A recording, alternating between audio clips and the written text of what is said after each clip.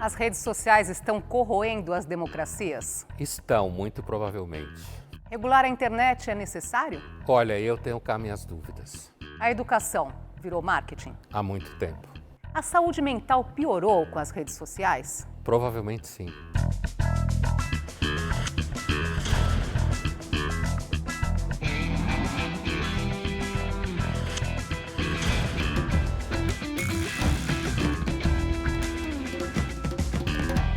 Olá, no Linhas Cruzadas de hoje nós vamos conversar sobre alguns impasses da década. Entre eles, a instabilidade política, as mudanças trazidas pelo avanço do mundo digital, os desafios da educação. Vamos começar pelos impasses na geopolítica. São muitos pontos para tratar em um único programa, mas um que merece atenção é a guerra entre Rússia e Ucrânia, o que especialistas apontam como a maior ofensiva militar na Europa desde a Segunda Guerra. A Rússia diz que as negociações de paz passam por criar uma nova ordem mundial. Leia-se, acabar com a ordem unipolar dos Estados Unidos. E aí, Pondé, o que os russos estão querendo combinar? Antes de tudo, tem que combinar com os russos, né? Eu acho que o problema é que os Estados Unidos e a OTAN não combinaram com os russos. Essa é a visão do Putin e dos russos, né? Que havia sido feita uma promessa de que a OTAN não ia invadir o quintal da Rússia. Estou falando do ponto de vista do Putin e da Rússia, né? Da Rússia do Putin. E a OTAN está invadindo o quintal da Rússia. O que a Rússia chama de seu quintal? Obviamente não é quintal da Rússia. São países que acabaram se constituindo ao redor, mas que durante séculos fizeram parte do Império Russo, né? Não se trata de justificar a posição do Putin, trata-se de se enxergar como os russos enxergam o problema. Senão a gente não consegue perceber o que é um impasse, porque eles acham que têm razão. Do ponto de vista dos ucranianos, a Ucrânia, evidentemente, tem direito de existir enquanto país autônomo, independente. O debate está em que medida a geopolítica, a política também nacional, mas em que medida a geopolítica leva em conta direitos dos países, das nações e não interesses. Do ponto de vista dos russos, os americanos querem cercar a Rússia. A Rússia sempre foi um problema na Europa, né? Antes da União Soviética. Sempre foi. Uma nação muito poderosa, muito rica, considerada sempre uma nação muito retrógrada em comparação aos avanços de comportamento, mesmo durante muito tempo de indústria do Ocidente europeu. Mas você tem vários dramas geopolíticos. Você tem também o Oriente Médio, né? Que é um outro enorme drama. O que vale destacar justamente então sobre o Oriente Médio? Já que aqui nós colocamos, são muitos os pontos, né? Precisamos falar de outras nações também. Então, antes de ir para o Oriente Médio, eu diria que dentro da Europa mesmo, como você falava, alguns consideram a maior mobilização de tropas desde a Segunda Guerra Mundial, né? Dentro da Europa, você tem alguns impasses além do problema com a Rússia, que é um impasse para a OTAN, mas quando você olha a Europa como um todo, norte da África, Oriente Médio e o fluxo migratório se transforma num problema geopolítico, né? Que a gente sabe que pressiona, inclusive no sentido de partidos mais de extrema-direita ganharem votos por conta de uma população que sente ameaçada. Sempre é um ponto que está nas eleições, É né? um Nas problema campanhas, grave, né? é sempre um problema grave, que é geopolítico porque é a Europa e toda aquela bacia mediterrânea, né? Agora, o Oriente Médio especificamente é uma questão porque no Oriente Médio você sempre, nos últimos tempos, você sempre teve digamos assim, uma espécie de guerra fria entre o Irã e a Arábia Saudita. O problema israelo-palestino está dentro dessa esfera, é um problema enquanto tal. Mas o problema de equilíbrio de forças do Oriente Médio é o problema entre Irã e Arábia Saudita. O Irã sempre, nos últimos tempos, estando mais apoiado pela Rússia ou pela China, e a Arábia Saudita apoiada pelos Estados Unidos. Então, é uma espécie de guerra via by proxy, como se fala, por procuração. E se a gente fala Guerra Fria, também vem à mente aqui, relação entre Estados Unidos e China também pode ser entendida como uma Guerra Fria também no sentido da disputa pela hegemonia mundial? Tem gente que chama, sei lá, põe aqueles números que o mundo da indústria tem mania 2.0, 3.0, 4.0, sei lá. É algum número ponto zero que falam da Guerra Fria entre China e Estados Unidos. Que, de fato, hoje ela é mais de caráter mais econômico, né? a China infinitamente economicamente mais poderosa que a Rússia, apesar que militarmente e nuclearmente não, né, mais poderosa que a Rússia, mas a China desponta como um parceiro econômico fundamental, inclusive naquilo que se costuma chamar, a China não é geograficamente só isso, sul global, onde o Brasil está. Né? Então, por exemplo, durante muito tempo a China e a Rússia apoiaram a Venezuela, está aqui no quintal dos Estados Unidos. Né? Então, há uma guerra fria, por enquanto econômica, de influência geopolítica na África, na América Latina, entre China e Estados Unidos. O Lula mesmo, às vezes, parece pender para uma posição chinesa. E aí vem discussões muito interessantes, que é o seguinte, a China não é uma democracia. Né? E aí você tem países que juram amor à democracia e que são democracias, pelo menos em grande medida, mas que apoiam a China contra os Estados Unidos porque entende que está combatendo o imperialismo americano. O que mostra, na realidade, a complexidade da geopolítica. Eu posso acreditar na democracia no meu país, mas eu posso entender que, por interesses econômicos, vale mais a pena investir numa relação com um país que não é democracia, como no caso da China, do que nos Estados Unidos. E aí a gente vê como geopolítica é coisa de gente grande. Uma coisa de criança que acha que o mundo está dividido entre bons e maus. Conversamos com o professor de Relações Internacionais, Carlos Gustavo Poggio.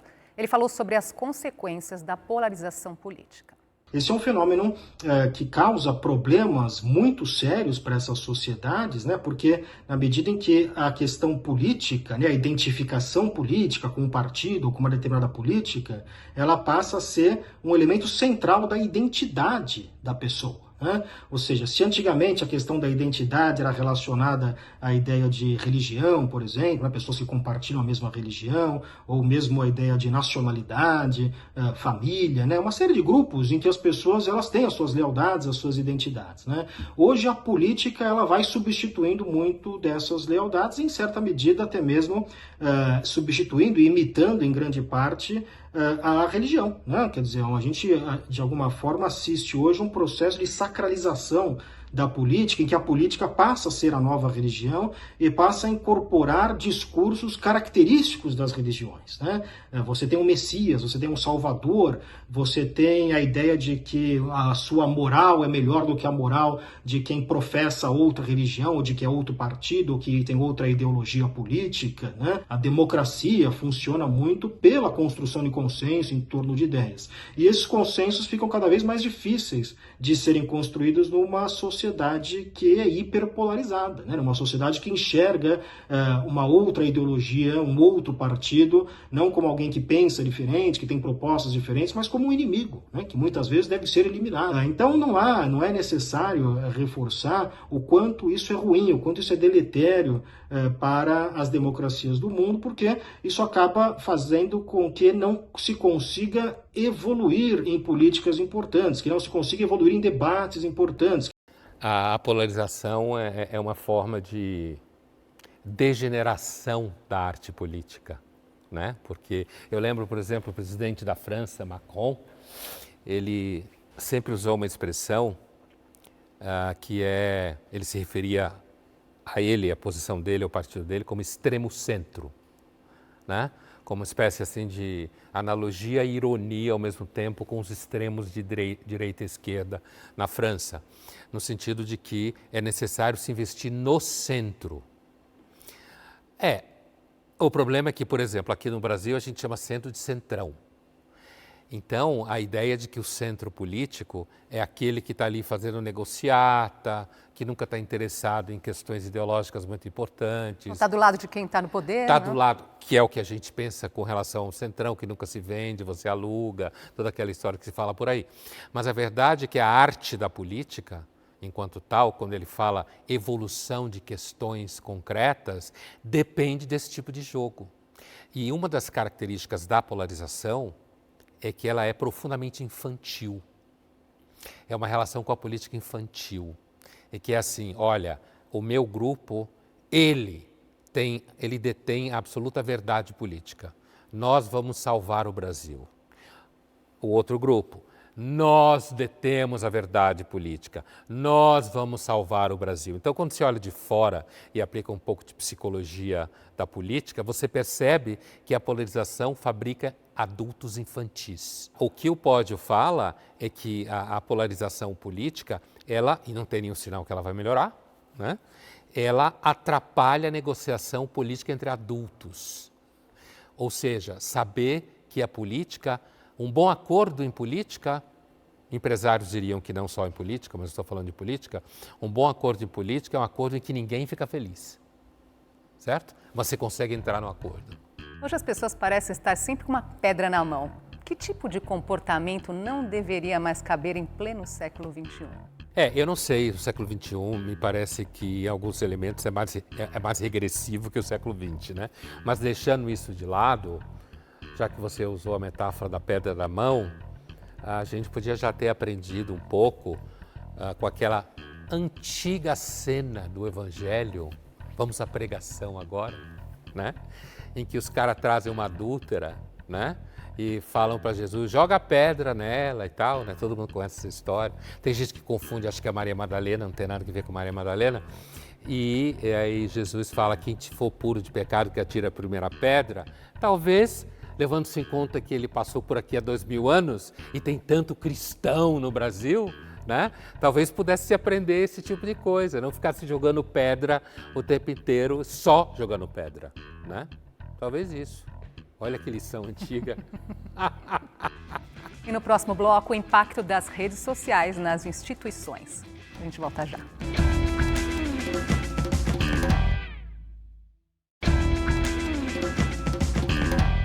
Voltamos a conversar sobre os impasses da década. O próximo que vamos tratar aqui são os impactos causados nas instituições pelo conteúdo que circula na internet. Existe soberania do Estado na internet? Onde o Estado brasileiro consegue comunicar suas decisões no ambiente digital? Eu acho que não é só o Estado brasileiro, mas nós brasileiros, na sua imensa maioria, é super conectado à internet, né, como se sabe, redes sociais. Eu acho que é muito difícil se comunicar em redes sociais hoje se você tem que comunicar temas complexos, como é o caso de qualquer Estado.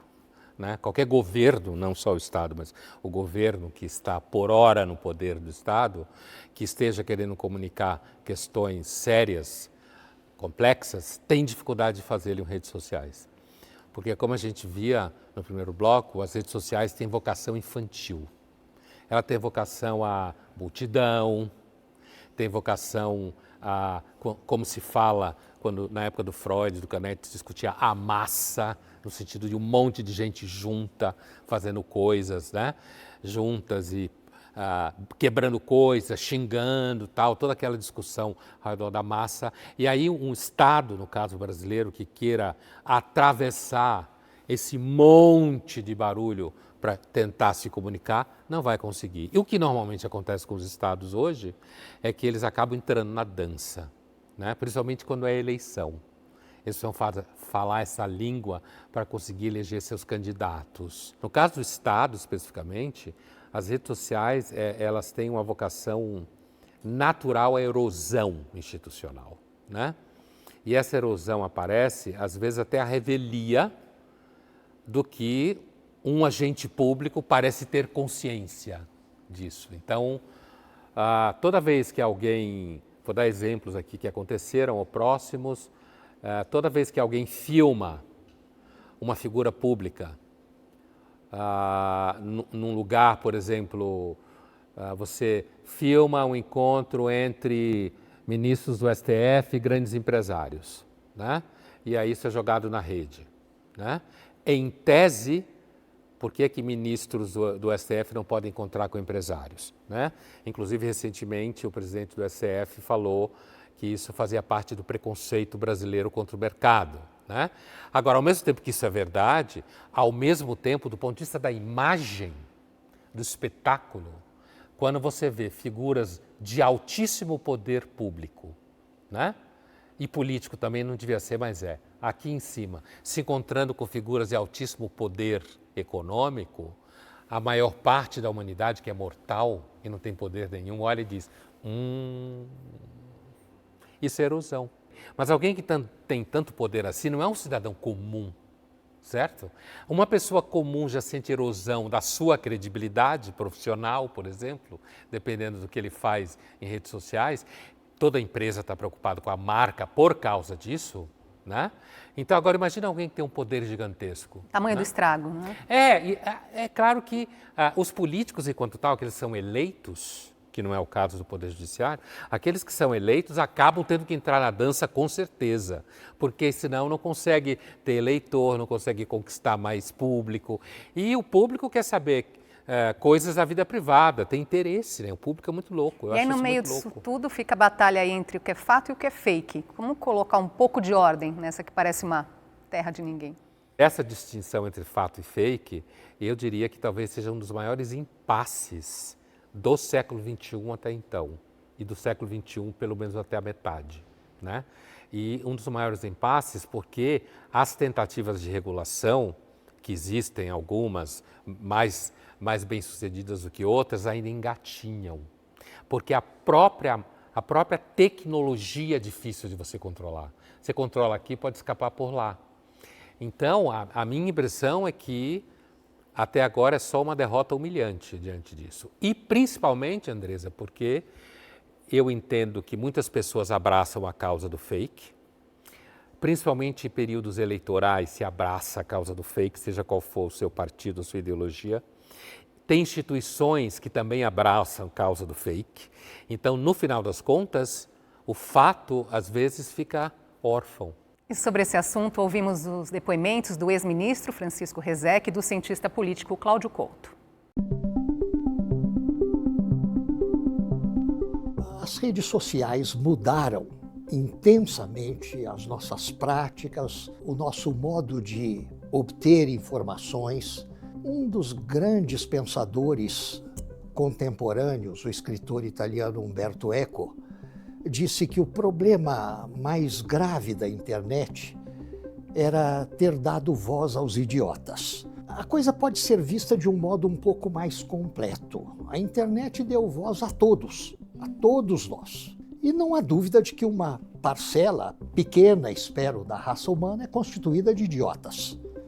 Mas a internet deu também voz aos não idiotas, aos que pensam profundamente, agem corretamente e difundem as suas ideias pelas redes sociais com muita clarividência e com um sentido útil que não se pode negar. Com as redes sociais ganhando corpo, eu diria que esse processo de globalização, que já acontecia muito no âmbito econômico, ele se aprofunda tremendamente também no âmbito cultural, no âmbito da circulação de informação, de modo que os estados que já perdiam controle sobre uma série de decisões, porque eram afetados pelas grandes corporações que, por exemplo, decidiam alocar investimentos de um lado para o outro e tudo mais, mercados que invadiam as fronteiras dos Estados-nação. Hoje isso acontece também, claro, por grandes corporações, mas agora corporações da área de tecnologia, chamadas Big Techs, que conseguem também furar essa fronteira, essa proteção que a soberania estatal coloca e afetar a vida dentro dos estados a despeito do que possam desejar os seus governos.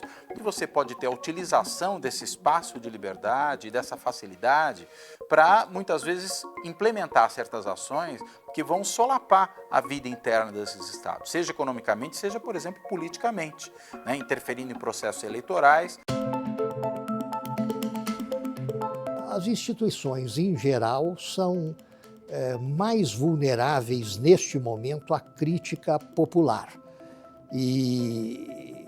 Mas não acho que esteja havendo nenhuma espécie de movimentação articulada e criminosa contra qualquer órgão do poder público.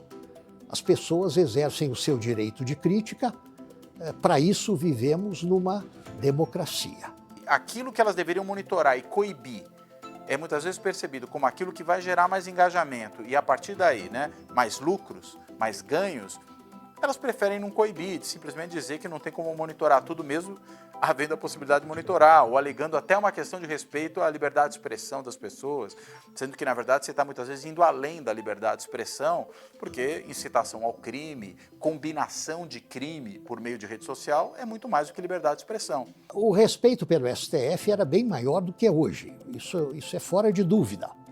Agora, isso é, em parte, consequência dessa fratura que se abateu sobre a sociedade brasileira nos últimos anos. Ou seja, num determinado momento de rachadura entre as opiniões mais radicais de dois setores da sociedade brasileira, aquele setor que sentiu que o Supremo Tribunal Federal parece a este setor, estar contra ele e tomando partido do setor oposto, do grupo mais radicalizado do lado oposto.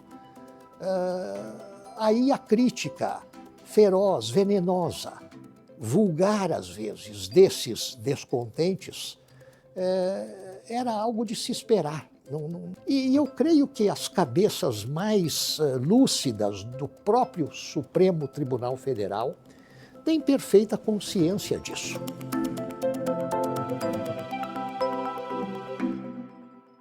Ambos têm um tema bem importante nessa discussão, que, aliás, você já tinha tocado, que é o problema da soberania do Estado, né? Assim, ou soberania do próprio STF, no caso.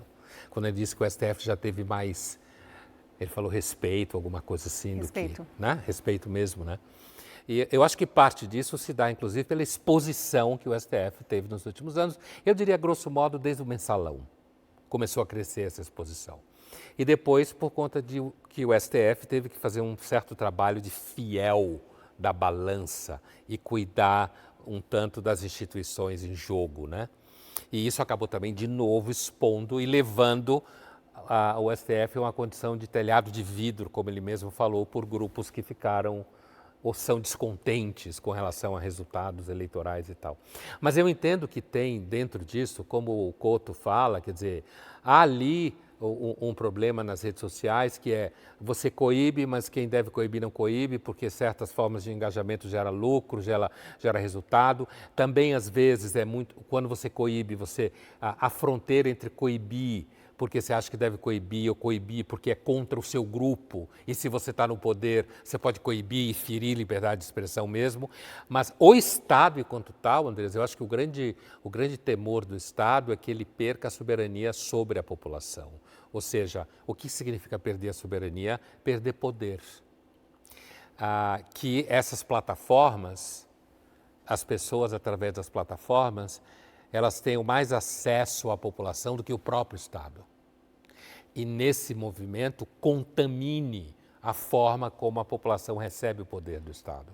É isso que significa perder a soberania, certo? Então, por exemplo, quando ele fala do STF, o STF tinha mais respeito antes da população, para citá-lo, é um exemplo é como se ele estivesse dizendo assim, olha, a soberania do STF, enquanto corte máxima, é arranhada na medida em que foi chamado a fazer fiel da balança, começa a aparecer muito, todo mundo sabe quem é.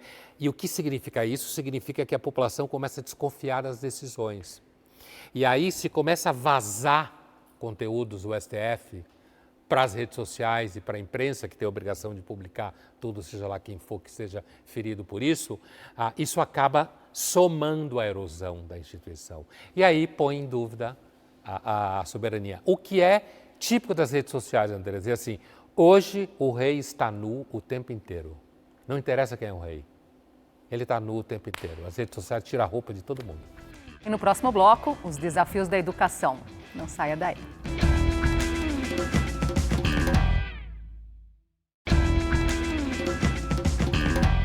Voltamos a conversar sobre os impasses da década. Vamos falar agora dos desafios da educação. Ondé, por que a educação também é considerada um impasse? Olha, eu acho que tem vários elementos, né? Assim, em alguns países mais do que outros. Como no caso do Brasil, é um impasse histórico por falta de verba, pela falta de pagamento dos professores, pelo sucateamento da própria máquina, né? Pela gigantesca burocracia, pela excessiva ideologização do ensino, certo? O ensino, ele é, dependendo do governo da hora, então ele quer empenar a educação básica pública para um lado ou empenar para o outro, como a gente teve exemplos nos últimos tempos aqui no Brasil. Então, isso tudo se constitui num impasse clássico. No Brasil, nas últimas décadas, não é um espaço que receba muito investimento, inclusive porque o resultado demora. O resultado para você encontrar, enxergar o resultado do investimento, do processo.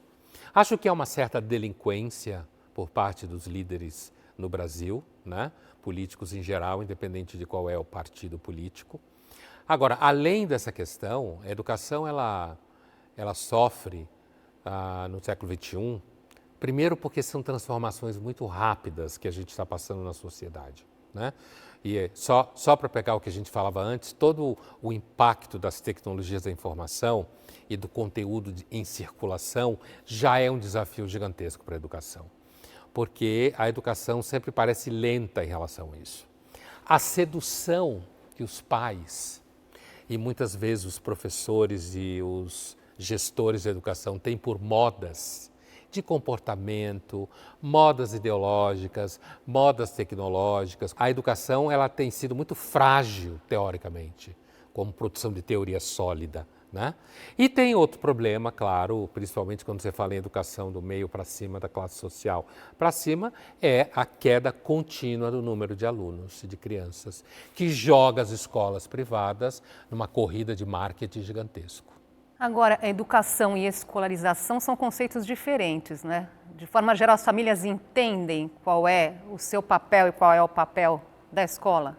Quando você pergunta dessa diferença entre família e escola, quem trabalha com educação infantil reclama muito de que muitas famílias terceirizam para as escolas muito do que elas não podem fazer. É claro que escolarização, que a gente associa diretamente ao processo de educação formal institucional, aquilo que começou lentamente ao longo do século XIX, foi se constituindo lentamente, se transformando inclusive em alguns casos em obrigação, né? Como na França, se você não deixa o filho para a escola é crime. Né? Se atrapalha a ida das crianças à escola é crime. Então, assim, esse processo de escolarização hoje, ele é confundido o tempo inteiro com a ideia de educação geral, que a educação enquanto tal está dividida entre escola e família, né? Mas a família não tem muito tempo, né? Cada vez menos. Você citou aí que um desafio é a tecnologia, né? A transformação que vem muito rápido. Só para a gente ter uma ideia, o uso do ChatGPT, por exemplo, ferramenta que utiliza a inteligência artificial para produzir textos, tem crescido entre os alunos de todo o mundo. Segundo dados da própria plataforma, hoje, em 2024, ela tem 1,6 bilhão de visitas diárias. Como as escolas devem lidar, Pondé, com essa tecnologia? Ninguém tem a mínima ideia. Né? Eu acho que, aliás, é uma coisa que a escola não pode falar, é isso. Aí está o marketing. A vocação dos alunos, seja lá em que época for da educação formal, a usar subterfúgios para escapar da experiência do conhecimento sistematizado, sempre existiu. É claro que quando você fala do site GPT ou da inteligência artificial, a gente percebe uma curva maior disso daí, né? O que eu acho que as escolas vão fazer, provavelmente, é transformar isso em ativo. Dizer que, sabe, não, meu filho, minha filha, a professora é uma inteligência artificial, imagina. Super assim, olha, é uma tecnologia que veio de Harvard, você não imagina. É isso que eu acho que vai acontecer. As escolas vão transformar em ativo de marketing. Então, você disse que, então, as escolas vão provavelmente vender isso como ativo, não é? É o marketing entrando na educação, não é, Pondé? Vendendo educação como vende sabão em pó? O que acontece a partir daí? Eu diria vende educação não como sabão em pó, mas como sabão orgânico feito na França, com uma flor que só existe nos Pirineus e não sei o quê. Não é qualquer sabão em pó. E isso por quê? Porque à medida que você tem um problema de entrada de alunos, de número de alunos em sala de aula, você tem um problema de sustentação econômica. E qualquer ou qualquer instituição que tem problema de sustentação econômica é estrangulado, né? Então, o que acontece? As escolas têm que atrair pais / clientes, que é uma relação péssima a educação com o cliente. Quem trabalha em educação sabe como degenera completamente. Mas a escola, universidade, escola o que for, é claro que se eu estou bem localizado na marca, minha marca está bem localizada num certo mercado de universidades, por exemplo, de escola, eu sofro menos, porque há um fluxo maior de jovens para lá. Mas a rede como um todo, ela começa a sofrer porque você tem menos criança entrando na rede. Então a escola, para não quebrar, ela tem que fazer marketing. E uma das formas de fazer marketing é oferecer tecnologia como ativo. É você oferecer a ideia para os pais, que também compram todo tipo de modinha. Hoje, bicho que compra modinha é pai de criança em escola. Esse é um grupo super paranoico e o grupo louco para comprar modinha. Então, o que acontece? Você oferece para os pais um ativo tecnológico. Olha, sua filha está sendo formada para lidar com inteligência artificial desde 2 anos de idade. Ela vai aprender a criar, a trabalhar junto, a coabitar. Por quê? Porque aqui metade das disciplinas são dadas por inteligência artificial. Vai aprender a empreender, né? Aprender Desde os a 2 anos de idade. empreender. É isso aí, olha o marketing.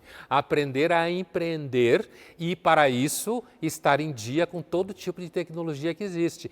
E os pais compram. É claro que, de repente, vai cobrar que exista ali uma horta orgânica, se a escola for cara, uma horta orgânica, certo? Que tem ali uma discussão, sei lá, sobre gênero, ou seja, algumas questões que são consideradas assim no âmbito das humanidades importantes, mas aprender a empreender, é isso aí. Marketing. Vamos ver um trecho da série dinamarquesa Rita. Neste episódio, a escola está tentando encontrar uma solução para o programa de inclusão. Morgen. Skal vi samle os? Vi mangler Inge. Ja, hun kommer nok. Vi har en del ting på programmet i dag, men jeg synes, vi skal starte med den ekstra bevilling, som borgmesteren har givet til os. Jeg har en masse gode idéer, og mange af dem de involverer papmaché. Ja, borgmesteren har valgt at give os en ekstra bevilling på 75.000 kroner. Det er godt nok meget papmaché. Ja, men det er ikke meget til alt muligt andet. Men altså, vi har jo brug for flere lærere. Det får vi ikke for de penge. Hvordan har de forestillet sig, at vi skal integrere 28 nye inklusionsbørn for 75.000? De har været deres behov, de har været deres diagnose, og det eneste, de har til fælles, det er, at de ikke har lyst til at være her. Lige præcis, Rita. Derfor har jeg brugt pengene på en motivationskonsulent. En motivationskonsulent? En motivationskonsulent, ja.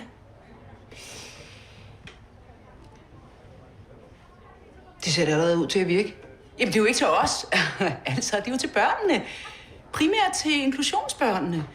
Han kommer og går rundt et par dage i jeres klasser og taler med eleverne. Så tag godt imod ham. Tag ja-hatten på. Ja-hatten? Ja. Prøv, du kan lige så godt hælde alle pengene ud i lokum. Det er mit valg, og det bliver sådan. Det er vist, hvad vi når for i dag. Der var flere andre punkter på programmet, men... Må jeg en god uge?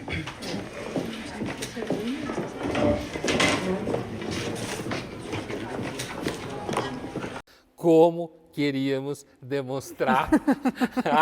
Olha, a série, esse exemplo que a série traz de palestrante motivacional para os alunos, inclusive para alunos do programa de inclusão, certo? Para torná-los, então, mais autoconfiantes e tal. E olha que nós estamos falando de uma série dinamarquesa. Sabe que em ciência política existe um jargão que é go to Denmark. Ir para a Dinamarca significa o que fazer para deixar um país X tão bom quanto a Dinamarca. Entendeu? Como modelo, é claro, um país pequeno, homogeneamente, culturalmente homogêneo, uma série de questões lá. Mas assim, é um jargão para dizer que a Dinamarca é o modelo ideal de sociedade. Olhar para lá como a solução, né? Exatamente isso, transformar o meu país numa Dinamarca. Mas esse tema motivacional, ele vai ao coração, né? Porque é uma das características do processo de você transformar o marketing no grande narrador da vida, é o discurso motivacional. E aí você coloca isso dentro da escola para quê? Para levantar a moral, deixar os alunos mais felizes. E muitos pais vão gostar disso. Quanto Mas tempo com dura? certeza. Bom, não sei, eu nem sei se isso de fato se instalou, mas seguramente está na série, deve ter acontecido isso, né, como exemplo social do que aconteceu. Agora, se isso vai quebrar, a característica do discurso motivacional é que, assim, ele tem um funcionamento curto, né? Que nem livro de autoajuda. Aí depois você tem que ler outro, e outro, e outro.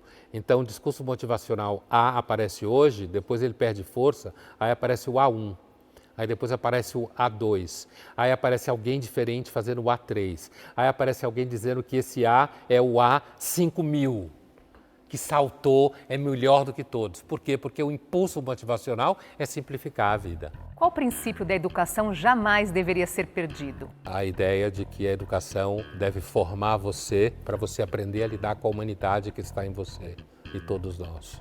Isso não devia ser perdido. A educação não devia perder de vista o fato de que existe uma característica nos seres humanos que é a nossa humanidade, para o bem e para o mal, e que isso não pode ser deixado de lado. E o profissional motivacional da educação tira exatamente isso daí, esse aspecto da nossa humanidade partilhada, para o bem e para o mal. Daqui a pouco, internet e saúde mental. Não saia daí.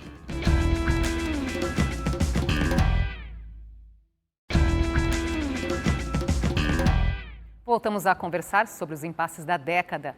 O último que vamos tratar hoje são as patologias que surgem no ambiente digital. As redes sociais podem impactar a saúde mental? Vamos ver as respostas das ruas. Eu acredito que as redes sociais, elas são um instrumento maravilhoso para os jovens, adultos, inclusive crianças. A menosada de hoje em dia não quer fazer mais nada, só quer ficar no celular, pá, não quer correr atrás de um bagulho, de um futuro, nem a escola muito vai, pá. Mas como? Também não é ruim, porque o bagulho dá fama para várias pessoas novas e do nada como? Já tira várias pessoas da miséria. Então a rede social não é ruim, também não é bom. Enquanto professor, eu percebo que as aulas hoje elas têm que ser muito bem divididas, porque eles não conseguem mais concentrar, né, um tempo que não ultrapasse ali aquele momento do vídeo, né, o vídeo de 2 minutos. E as aulas hoje elas precisam ficar cada vez mais compactadas devido a essa agilidade. Sim, porque eu vejo que a maioria deles estão focados necessariamente nos celulares, principalmente em redes sociais que têm vídeos rápidos. E isso tem feito com que eles estejam cada vez mais dispersos, menos concentrados nas suas funções do dia a dia, inclusive nos estudos. Muito boa amostragem, né? Primeiro, esse último entrevistado, ele está falando do assunto que se discute na relação com redes sociais, que é o problema da economia da atenção, né? Porque as redes sociais, elas tendem a sugar a economia da atenção, até, digamos assim, entre aspas, o recurso cognitivo de você se relacionar com informação, a velocidade vai deixando com que você fique mais disperso. Isso é uma discussão comum em escola com relação a hoje, a questão do vício com as redes sociais.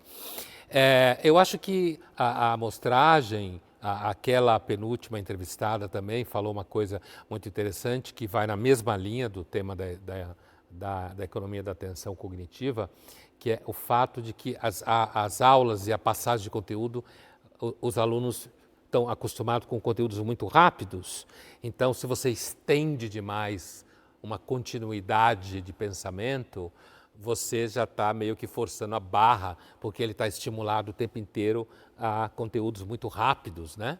E, assim, como falou também um dos entrevistados, quando ele falou que era um bagulho tão ruim quanto bom, né? É fato, né? Pode fazer com que gente que era pobre ganhe muito dinheiro, o que é bom, né? É claro, não estou entrando no mérito da qualidade do que se faz, né? E assim como também pode fazer coisa ruim, deixar a criança completamente viciada naquele negócio, né? E a senhora também fez uma referência a que tem um lado bom porque coloca as pessoas em comunicação, traz conteúdo. Agora, o fato é que, e aqui vai uma questão importante, é que a gente não sabe ainda quais serão os impactos das redes sociais das crianças. Olha só esse levantamento, Pondé.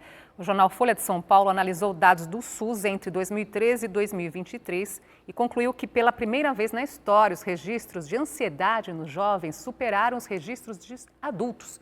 A taxa de pacientes de 10 a 14 anos atendidos pelo transtorno é de 125 a cada 100 mil e de adolescentes de 157 a cada 100 mil.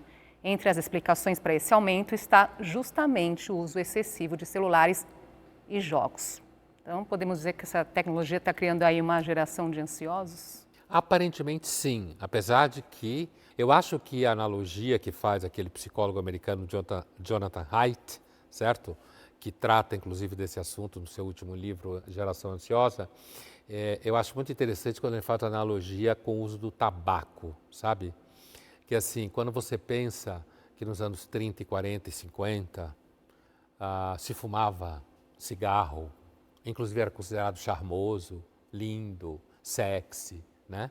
Quando você pensa que nos anos 30 foi feita toda uma campanha publicitária, ainda que não se usasse esses termos, de uma marca de cigarro americana muito famosa, financiando artistas plásticos, intelectuais, fotógrafos, e o foco era cigarro, mulher que fuma cigarro emancipada.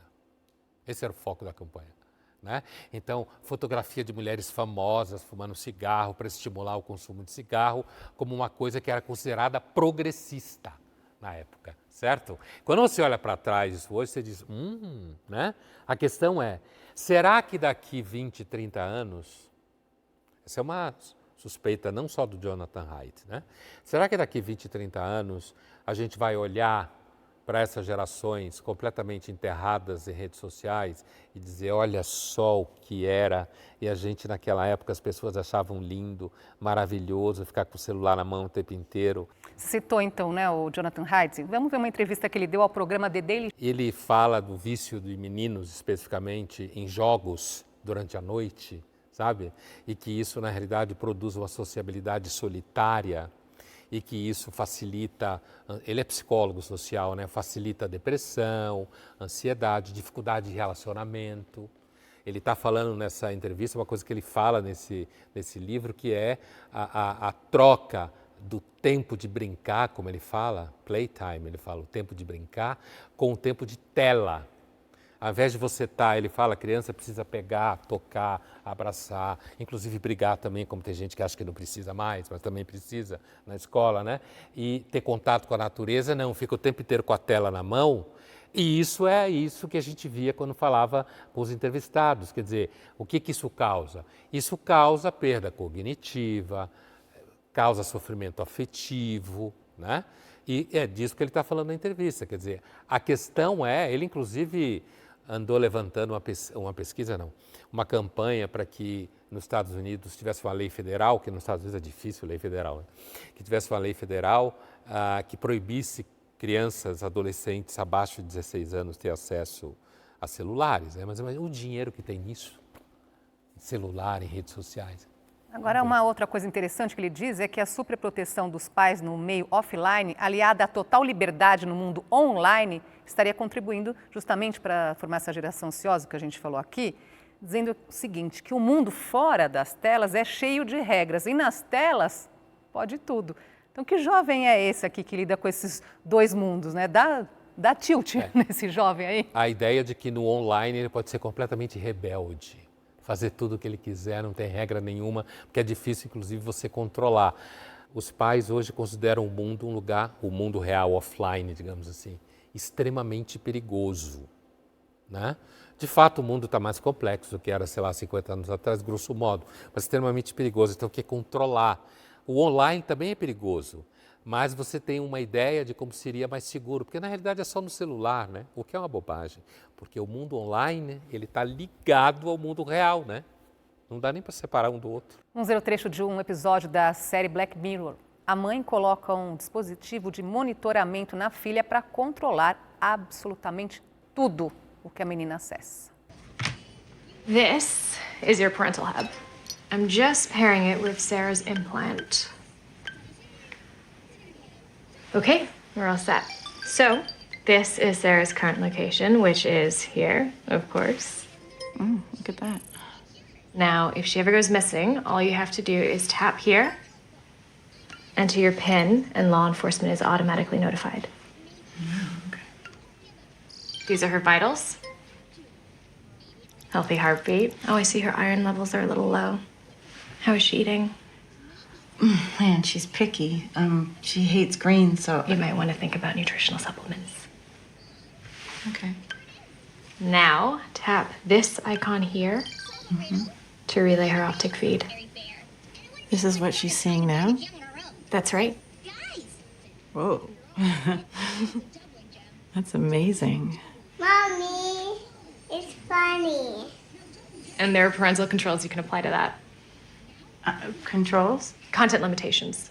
If she witnesses something that causes her cortisol levels to rise, like stress, it can kind of paint out whatever's triggering it.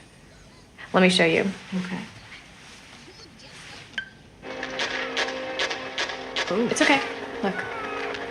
See, the imagery causes a cortisol spike, and this filter on is what she sees and hears.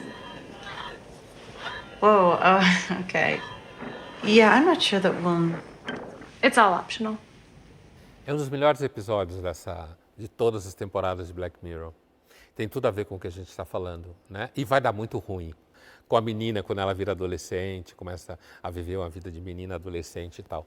Mas aqui o que tem? Você tem um dispositivo, um chip da cabeça da menina, certo? A mãe controla pelo seu iPad, alguma coisa assim, e você vê o que a menina está vendo, o que seu filho ou sua filha está vendo, e aí você controla o que ela está vendo, certo? Logo no começo da conversa, a cientista, a médica, não sei, ou as duas coisas juntas, identifica pelo batimento cardíaco que ela não deve estar com a alimentação balanceada, ou seja o que for, ou seja, é uma verdadeira distopia da informação. E aí, no final desse trecho, que é uma coisa super importante no episódio, é porque esse aparelho ele tem um mecanismo que você controla o que a criança vê. Então ela fala pain out, tira a dor da imagem que a menina ali está, uma cena de guerra, né? Então deforma, ela não vê a imagem. Tem, por exemplo, um momento em que ela está passeando com a menina no carrinho de bebê e passa perto de um cachorro que está latindo, ela olha para o cachorro, ela não vê o cachorro, ela vê uma cena toda borrada, mas não é o cachorro. Quer dizer, mas ela não vê. A ideia é o quê? Que isso vai deixar a menina não ter medo, não entrar em contato com coisas ruins. E, evidentemente, isso vai dar ruim. E, por outro lado, bem como feito. a tecnologia pode ajudar na saúde mental das pessoas? Olha, a tecnologia, ela é uma ferramenta, ela é uma mídia, ela é um meio, né? Então, a tecnologia até hoje já ajuda. Diagnóstico de imagem, toda a área da medicina usa tecnologia para isso. Diversão, bons filmes que você assiste, certo? Às vezes faz companhia para você, às vezes põe você em contato com uma pessoa que você gosta muito e está longe. Então é como disse uma das nossas entrevistadas, e como disse o cara também que chamava isso tudo de bagulho, né? Você tem coisa ruim, tem coisa boa, mas isso é tudo. Tudo na vida, vida, relacionado né? ao ser humano, é tudo. Né? Obrigada pela sua companhia e até mais.